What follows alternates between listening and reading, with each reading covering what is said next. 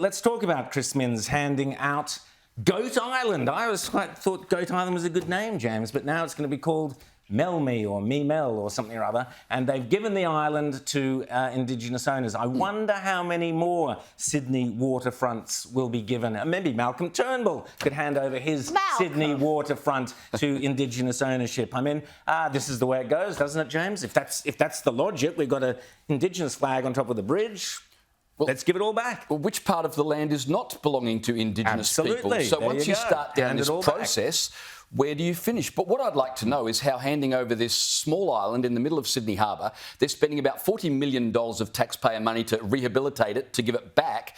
How does this help Indigenous disadvantage? How does this help Alice Springs? I'm sure in Alice Springs, Rita, they're sitting... Exactly. You beauty, we've got Goat Island back. Oh, fantastic. I mean, this just shows what virtue signalling garbage this whole voice thing is.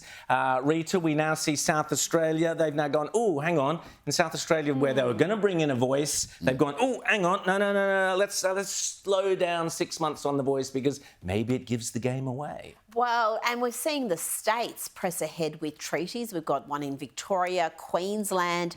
They're going to have all sorts of implications there. We know what's happening in WA with this Heritage Act. So it's the impact of this thinking, this separatism. It is going to be profound. It's going to impact everybody. It's not going to be something where you can just say, oh, well, I don't need to worry about that. I'm not a farmer. I don't have huge tracts of land. I'm not a big business. I don't have to go through these processes. No, it is going to impact everybody. So get interested because this is our country we're talking about. And yes, of course, the voice, if we have a federal voice, it's going to turbocharge all of this because we know it with the Uluru Statement from the Heart.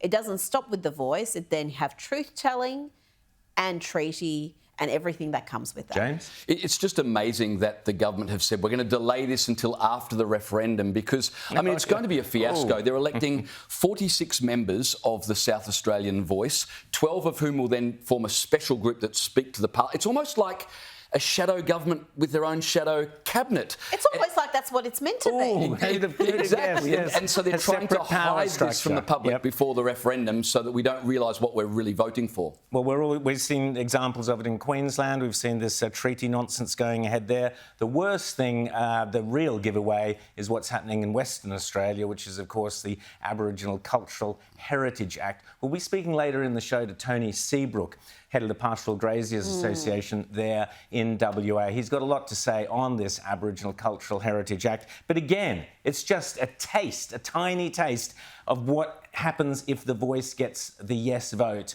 And yet another reason why the voice should get the no vote. I just quickly read. No, you go first, then I want to read this out. I was just going to mention, get The Australian, if you haven't already this weekend. Read Jeffrey Blaney's magnificent piece, great historian, and he talks about the Uluru Statement from the Heart. He talks about the falsehoods. He talks about the militant nature of it, the fact that we keep having this statement presented, particularly by the Prime Minister, some sort of a warm-hearted call for reconciliation, where it actually is not.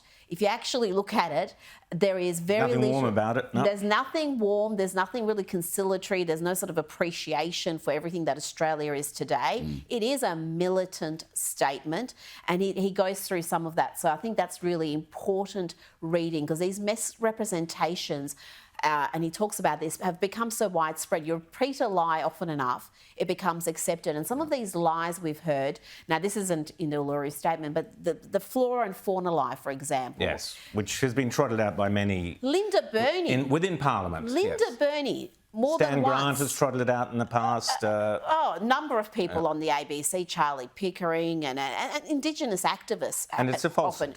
And it's an absolute false. Even the ABC did a fact check on this being an absolute, I think they called it an urban myth, a falsehood. So, but when you repeat these lies, and these lies are always so damaging that they really make this country seem like it is some sort of racist backwater. James, there's this farcical article in The Economist in Britain who have come out, lefty economists saying, oh, finally Australia's going to get, proper treatment for Indigenous Australians. But what Rita says is 100% correct. The Jeffrey Blaney article, Jeffrey Blaney, one of our greatest historians, actually goes through the massive lie that the voice is built on, which you hear repeated time and time again, is that Indigenous Australians, Aborigines, were never voted, never had the vote, were never counted in the census, were basically non-people. Jeffrey Blaney forensically destroys that argument, going through right back. And here's the fantastic thing that we should be celebrating, is that Aboriginal women in South Australia had the vote long before women in the rest of the world. So there you go. Yep. Why aren't we celebrating that? Why aren't we getting up and saying, wow, wonderful for Indigenous women and for Indigenous Australians that they had the vote long before many women around the world? Why aren't we saying, well done to Australia for doing that? But instead we get these lies that Aborigines weren't counted in the census. A lie. We've had Warren Mundine on this show. He remembers his parents and his grandparents voting as when he was a tiny kid and when they were, and so on. So the lies are manifest. Well, I mean, the reason why we can't celebrate the incredible progress that we've made in this country is because then you end the grievance industry. Precisely. And you put a whole lot of people out of work and they fail to enjoy the perks that they're enjoying on the back of stirring division. Exactly. Now, one of the arguments is a 9-page, I think it is, or 14-page, or some massive document that the Yes campaign have released. We've seen a little bit of it. Over 9 pages, or however many it is, they've managed to come up with this as a conclusion of how you should, if you're voting yes or want to encourage people to vote yes to the voice, speak from the heart. Emotional connection over intellectual debate, Rita. They say, this is the Yes campaign, say, use simple language and avoid jargon. Focus on the strengths, and then basically they say, if in doubt, keep it simple. So in other words, there ain't any intellectual reason to vote yes to the voice. There are plenty of intellectual reasons to vote no, I can't believe Rita. that. They're saying the quiet bits out loud. That's how desperate they're getting, because as we saw with that news poll that came out at the start of the week, 4 out of 6 states, already the no vote is greater than the yes vote. As it stands, if it were held today, it would fail. I would say so many of those undecideds, and there's about 11% nationally that are undecided, I would think they're very much quite no votes who are too shy to say no, because the no vote is being characterised as racist, bigoted, cruel by so many of our politicians and elites. What's interesting too is what we're going to see now with this Yes 23 campaign. They are cashed up. They've got a massive war chest. They're going to be handing out community grants, they call them, up to $15,000. Bribes, they're called in English. Yep. So if you want to have an event and, to have simple language and encourage everyone to vote yes, they'll hand you thousands of dollars. I mean, it is such an uneven fight. This is not an even playing field. It's an incredible admission, isn't it, Ron? We get people to feel, but don't get them to think. But that's been the way the entire process has run. Do you remember when Albanese launched this thing with Shaquille O'Neal? Yes, he trotted out an NBA basketballer, and we were supposed to think, OK, a black American is here, therefore something to do with race relations in Australia must be that the whole thing from the beginning has lacked any intellectual basis.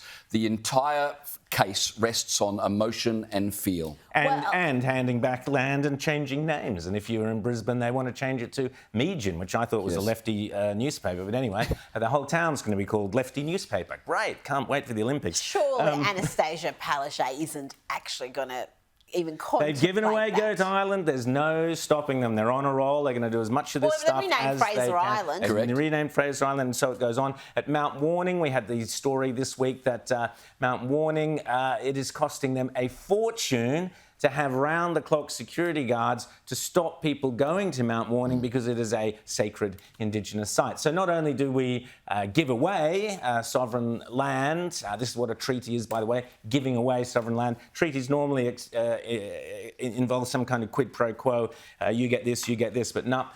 These treaties that are being proposed is basically we give everything, money and land and water and everything else, to Indigenous activist organisations, and we don't get very much in return that And we I can't can go for a see. walk. And We can't go for a walk. and there'll be bodyguards to keep us away. Can't wait for what this is going to do, James, for our tourism industry. The insult to injury there is not only are we banned from walking up Mount Warning, which people have done since 1904 when the walking track was established, but we also pay for the security guards to stop us from walking up there. If they're going to hand back the land to the original owners, perhaps the original owners should pay for the security rather than everybody else. Well, that would be an idea, but I would just like to have beautiful countryside or mountains open to Australians and our tourists to actually enjoy. If there's walking that tracks does make there, sense, you would have why thought. would you prevent people from going for a walk up a mountain to look at the scenery, appreciate this beautiful country,